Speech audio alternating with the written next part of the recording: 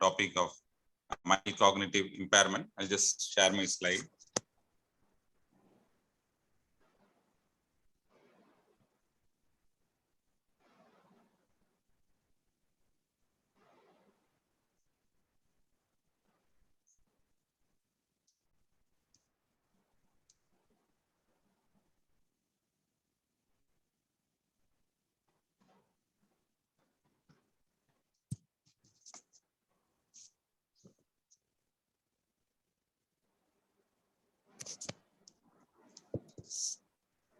So mild Yes, sir. cognitive impairment, am I audible? Yes, sir. Yes, You're- yes, you are right. So this is a very important topic when it comes to the geriatric population, because it is said that only 1% of individuals, the elderly, say up to 85, 90, do not have any memory problems. So their memory remains the same throughout their lifespan in only 1% of the persons. So in 99% of individuals, some memory impairment happens in the very old. So it is important for us to find out which is really age-related changes, which is an abnormal memory impairment. So when it comes to the individual persons, there is a huge variation in the patient attitude towards this. At one end, we have patients who have significant memory impairment, but the relatives, they say, or consider it as just part of the age. So what happens is they bring a patient to you saying that this patient has suddenly developed impaired memory for the past 10 days. So if you ask the history, what happened? They say 7 days back, we had a party, we called people to the house, we had a function, and this person suddenly urinated in front of everybody. So they think that is the start of the problem. Then if you go into the history, you find that for the past nearly 5-6 years, the person has got a memory problem, but they take it just as part of the normal aging process. This is one end of the spectrum where, in spite of severe memory problems, people take it lightly. In fact, about say 7-8 years back in Apollo, we, with the help of ASI, we did a study in patients who come for the master health checkup. So we gave a memory assessment tool, which we used on all these people, elderly people beyond 65 years. And based on that, if they had impairment, significant impairment of the memory, we asked them to meet either the geriatrician or the neurologist. So thousands of patients were screened. Nearly some 50 patients were found to have abnormality. They were all asked to meet either the geriatrician or the neurologist. After that, only 2 came and met. So the patients who had come for the memory assessment, they have not come for that. They have come for some other reason. But when they were told that they have some memory problem, they didn't bother about it. They didn't go and meet the doctor. So they went ahead, for whatever reason they came, they finished and left. So in the entire society, when there is a memory problem, especially in the mid and lower socioeconomic group, they don't take it seriously. They think it's just part of aging. The other end of the spectrum is people who have a very mild memory changes, age-related changes, but they are really scared that they are going to develop Alzheimer's disease. So they are very much aware of this Alzheimer's disease. They have seen people with Alzheimer's disease in their close relatives or in their friends. So whenever they have a minimal memory problems, which is not significant from our point of view, but the patient is very much scared. So they come to you, they say, I want you to rule out Alzheimer's disease because I think this may be the first symptom of Alzheimer's disease. So how common is this mild cognitive impairment in the elderly population? So many population-based studies have shown that roughly 10 to 15% of patients or persons in the population have mild cognitive impairment beyond 65 or 70 years of age. So nearly 10 to 15% of persons. So what is the importance of this mild cognitive impairment? So by definition, mild cognitive impairment is where they have a cognitive problem, but that is not bad enough to affect their quality of life or their activities of daily living. So once it affects their activity of daily living, you call it dementia. So you have normal, then you have a age-related mild memory changes, then you have a mild cognitive impairment, then you have dementia. So in this, mild cognitive impairment may be a little bit more than the age-related forgetfulness, but still it could be a normal variation of age-related forgetfulness, or it may be the early sign of a dementing process. So this is a very important area, which is actually a heterogeneous group of patients. It's not a single disease. It's a highly heterogeneous group of patients, which includes degenerative diseases like Alzheimer's disease, frontotemporal dementia, Lewy body dementia, reversible conditions like drugs, vitamin B12. Arul, your slides are not moving. Dr. Arul Selvan, your slides are yes. not moving. Yes. No, actually, slides, I'll come to that later. I'm just giving the introduction. So it may be mild, the cognitive problem may be part of a reversible process also. For example, drugs, B12 deficiency, hypothyroidism, like that. Or it could be just a normal variation. So the importance is that compared to a person who is not having a cognitive impairment, the incidence of developing dementia, yearly incidence is about 1 to 2%. Whereas a person, the group which has a mild cognitive impairment, the incidence of developing dementia is 10 to 15% per year. So this mild cognitive impairment group, they have almost 10 times more risk of going on to develop dementia than those who do not have this.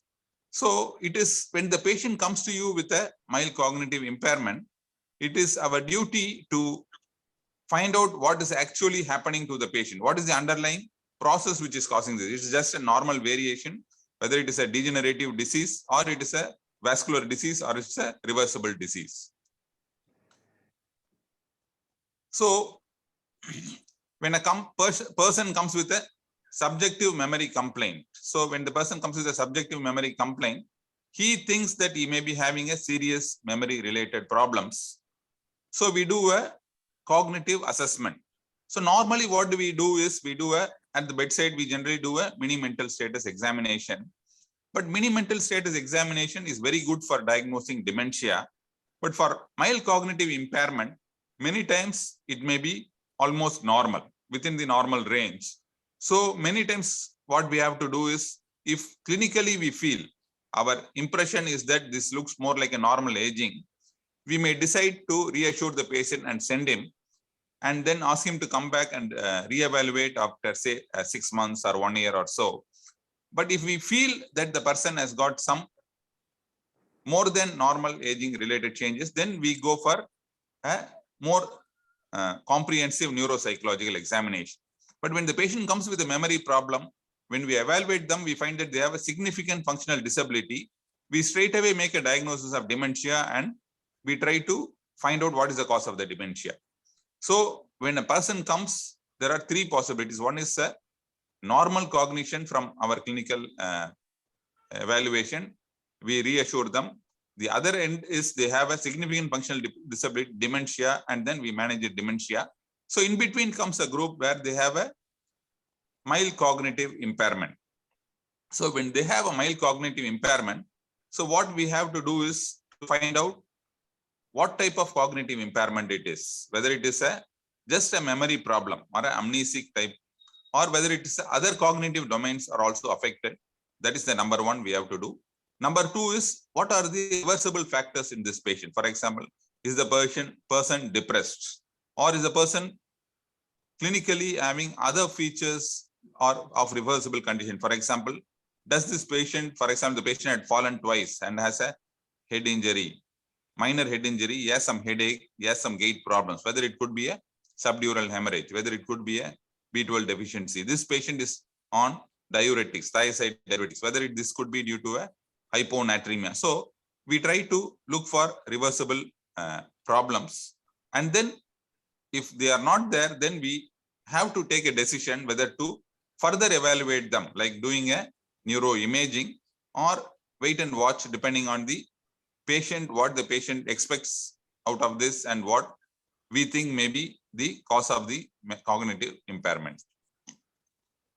So when we take the cognitive problems and compare it with what happens in the brain, So what happens, for example, this basically refers to Alzheimer's disease, patients with Alzheimer's disease who have a mild cognitive impairment.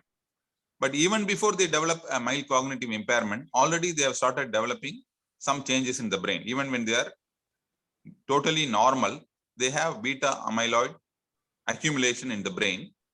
And what happens when a particular load of beta amyloid accumulation happens, then they have activation of neurotoxic cascades, beta amyloid oligomers, and then there is a hyperphosphorylation of the tau protein. So these things happen at this stage. You call it as usually they present as a mild cognitive impairment. So it is a gradual and continuous process. So in this continuous process, we are seeing the patient in a particular time frame. So from this time frame, from the mild cognitive impairment, if it is a patient with Alzheimer's disease, he is going to go over a matter of few months or maybe 1 or 2 years to the next stage of dementia. So in this dementia, typically the patient has more pathological changes. For example, they have developed already neuritic plaques, they have developed neurofibrillary tangles, and then this manifests as dementia. So when the patient comes in the stage of mild cognitive impairment, the most important or the most worrisome diagnosis which the patients have in mind and we have in mind is whether this is the early feature of Alzheimer's disease, because that is probably the commonest cause of cognitive impairment in the elderly. So here we are seeing a time course of events, how it happens. So the first situation is person is cognitively normal. The MRI of the brain is normal. If you see the FDG PET, it also looks almost normal. But if you see the amyloid PET, you may find a very minor changes are there in the amyloid PET, and the tau PET is normal. And the next you come to the stage of mild cognitive impairment. Here you see that already they have developed reduced perfusion, the FDG PET, reduced activity in the posterior cingulate and the parietal region. And amyloid PET is showing increasing accumulation of amyloid. And the tau PET already has started showing some changes. And when the patient reaches a dementia stage, here actually the MRI itself is shows the brain changes. There is a medial temporal atrophy you can see in the MRI. If you see the FDG PET, you can see the gross changes. If you see the parietal area and the posterior cingulate, practically you don't see any activity, and you see florid changes in the amyloid PET and tau PET. So here an important caution is that sometimes in research this is okay, but sometimes in the clinical situation, whether we have to aggressively investigate these patients. For example, a patient comes with a weight loss. You are suspecting cancer. You aggressively investigate the person, because if you find a cancer, then you can early cure the disease. But when it comes to Alzheimer's disease, we all know there is no cure for that. So, and anyway, a person who has got a mild cognitive impairment, over time, you are going to find out what is going to happen. And we all know that many of the interventions which have been used in mild cognitive impairment, human brain, like using the cholinesterase inhibitors, antioxidants, vitamin E, so many things have been tried. So none of these till today have been proven to retard the progression of the disease or prevent Alzheimer's disease. So making a diagnosis for a research purpose is okay, for a research and treatment therapeutic trial purpose is okay. But from a clinical standpoint, doing an amyloid PET may not be ideal. And in fact, it is not recommended as in any, except maybe 1 or 2 countries, they don't recommend amyloid PET in the setting of a mild cognitive impairment, because amyloid PET may show changes of Alzheimer's pathology in the scan. But for the next 5 years, 10 years, the patient may not develop Alzheimer's, because it's a very, very sensitive test. But it is not a test which picks up the disease in a more advanced stage. It picks up in a preclinical stage. So say a 84-year-old person you will be unnecessarily making a diagnosis of Alzheimer's disease and scaring them. But they may live for the next 5 years and die of some other reason, but they will never develop a clinical dementia. So this is the importance. So doing an amyloid PET may not be clinically relevant for an individual person unless, of course, you are doing some therapeutic trial in patients with a very early amyloid Alzheimer's disease. Whereas FDG PET, it has more functional correlation. For example, a person has got a mild cognitive impairment, and if you do an FDG PET and you find significant hypoperfusion involving the posterior cingulate cortex and as well as the temporoparietal regions, there is a very high chance that they will go on to develop dementia in the next 1 or 2 years. So FDG PET may be a more relevant investigation if the patient is very anxious to know. So even there, maybe therapeutically you may not make a big difference, but if the patient is anxious, yes, definitely we can do a FDG PET. And if it is abnormal, we can give a better prediction that they are likely to go on to develop dementia. This may be important for some patients where they may have a financial issues involved. They want to write a will when they are more cognitively intact. They have to take some political decisions, financial. So some patients really this is needed so that we can give them a better idea that they are likely to develop dementia over the immediate future. So when it comes to the analysis of the mild cognitive impairment, so there are important ones. Is the memory is the most important one, which is affected in almost most of the patients who have got a disease which later on goes on to develop dementia. But there are many conditions where memory may not be the main problem which is involved. So the other main problems are language, attention, executive function, visuospatial function, and processing speed. So based on this, it is divided into the amnesic type, non-amnesic type, and it is divided into single domain and multiple domain. So some patients who have memory, prominent memory involvement without other involvement may be a amnesic single domain disease. So this is most likely to be going on to develop Alzheimer's disease. Whereas non-amnesic multiple domain diseases, like they have not much of memory problem, they have a lot of language problem, executive function problem. They are more likely to develop either frontotemporal dementia or vascular dementia or Lewy body dementia. So you need a detailed neuropsychological evaluation in these patients to find what are the domains which are involved. So this is important both for diagnostic purpose as well as for the treatment purpose. For example, if we find they have a significant executive dysfunction, then we have to strongly advise them against taking very important decisions, either business decisions or financial decisions. And people who have got marked impairment of attention and visuospatial function, we have to strongly advise them not to drive because they may be in danger of to themselves and people around them. So this is a composite one which shows about the amnesic mild cognitive impairment, multiple domain mild cognitive impairment, and non-amnesic mild cognitive impairment. So the non-amnesic mild cognitive impairment, the most important one is the frontotemporal dementia. And of course, severe depression and other psychiatric disorders, they can have a non-amnesic type of MCI. So when it comes to multiple domain, amnesic one, Alzheimer's disease is the most common and vascular dementia is the next. And in the non-amnesic one, Lewy body dementia is an important one. So whenever we suspect Lewy body dementia, many times clinically, we will be able to diagnose Lewy body dementia because invariably the patients will have subtle extrapyramidal symptoms and signs. So it is rather unusual to find a person who has got a significant cognitive impairment without Parkinsonian features in Lewy body dementia, but sometimes it happens. So it is in such patients, doing a DAT scan, ProDAT scan may be useful to confirm the diagnosis when you don't have much of a motor features. So now this is a little bit of a busy slide. So we have discussed about the MRI. So we have discussed about the PET scan. So we have discussed about the FDG PET scan and the amyloid PET scan.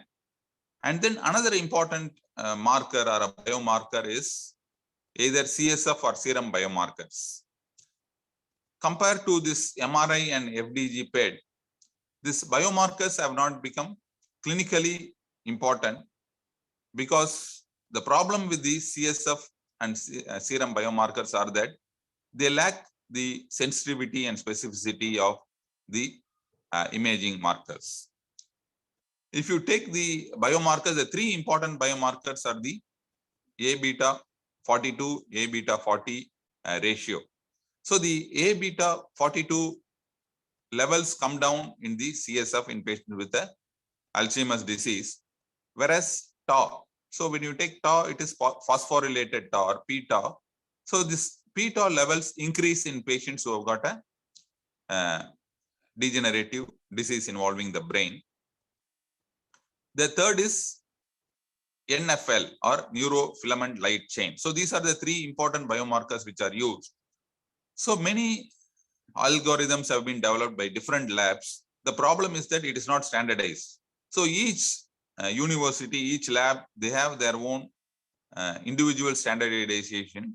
Unlike the imaging, this is not standardized across all the laboratories. So it is very difficult to compare the different studies because standardizations are different.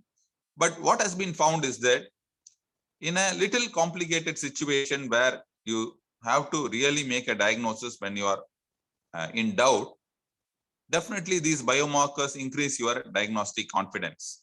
For example, if you find that the A-beta 42-40 ratio is low and the phosphorylated tau and NFL are high, in a person where there is a doubt whether it is really a degenerative disease, this helps to boost the confidence regarding the diagnosis of degenerative dementia, especially Alzheimer's disease. Sometimes what happens is, for example, a person has got an atypical presentation. For example, the person has got a predominantly frontal executive type of mild cognitive impairment, but still you feel it could be an Alzheimer's disease. So there, what you can do is either you can do an amyloid PET scan. So if you do an amyloid PET scan, it is a very typical of a Alzheimer's disease, and it is negative in frontotemporal dementia. So if you do an amyloid PET scan, and if you find that it's a amyloid is lighting up, that means it is a frontotemporal variant or the frontal executive variant of Alzheimer's disease rather than frontotemporal dementia. Same way, patients who have got a logopenic variant or patients who have got a posterior cortical atrophy type of variant with the early symptoms, there also amyloid PET may be useful if you want to really confirm the diagnosis. Many times what happens is in mild cognitive impairment, all you have to do is to wait. Say wait for 6 months, 1 year. The syndrome becomes more obvious and you can make the clinical diagnosis become more obvious. So as a practicing neurologist or as a practicing physician, many times these tests may appear a bit superfluous because all you have to do anyway, there is no specific treatment for this. You can always wait for 6 months or 1 year, but there are some patients, especially in a country like India, where it is not a public spending, private spending. So when the patient wants to really know what is his problem, he wants to be absolutely sure whether it is a Alzheimer's disease or frontotemporal dementia or as a vascular dementia, we can always utilize these investigations to make a more accurate diagnosis. So this mild cognitive impairment is a heterogeneous disorder. It could be due to reversible conditions like depression and drugs and other structural diseases which are reversible. It could be due to neurodegenerative diseases like Alzheimer's disease and other non-Alzheimer's degenerative disorders, or it could be vascular. So vascular is a very, very important condition, but that we can easily diagnose by doing a MRI of the brain. So you may find significant vascular changes. So vascular dementia is a MRI positive dementia. So even a mild cognitive impairment, if due to vascular disease, it will be MRI positive. Whereas Alzheimer's disease may be little subtle. You may not be very sure. For example, another important thing we find is patient has got a mild cerebral atrophy, but a little disproportionate ventricular dilatation. So you are not sure whether this is a normal pressure hydrocephalus or a Alzheimer's disease. But clinically, it is easy to differentiate because normal pressure hydrocephalus, you don't see a patient with pure amnesic type of dementia or mild cognitive impairment. So invariably, they have frontal signs, they have slowing of mentation, they have gait problems, bladder problems. But there are times when you're not sure it is a purely a NPH or whether it's a vascular dementia or it's a mixture of many. So in that cases, these further investigations like FDG PET is very useful. And still, if you have a doubt, we can do the further evaluation using the PET scanning or the CSF biomarker. So this is a very fascinating field where really you have a lot of options nowadays compared to earlier, where you can evaluate these patients more and more and come to a more better diagnostic certainty. But unfortunately, till now, we don't have any method of preventing the further progression. But once such things are available, these investigations will become more meaningful. Thank you.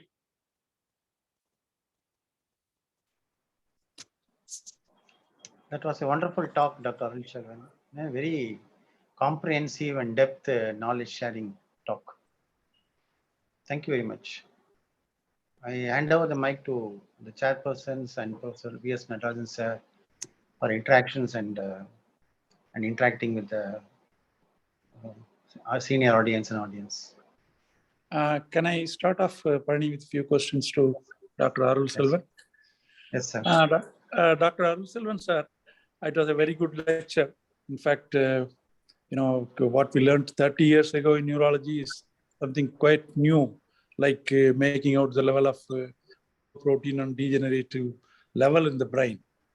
But clinically, is it possible, doesn't FTD occurs much earlier than Alzheimer's disease? Just clinically.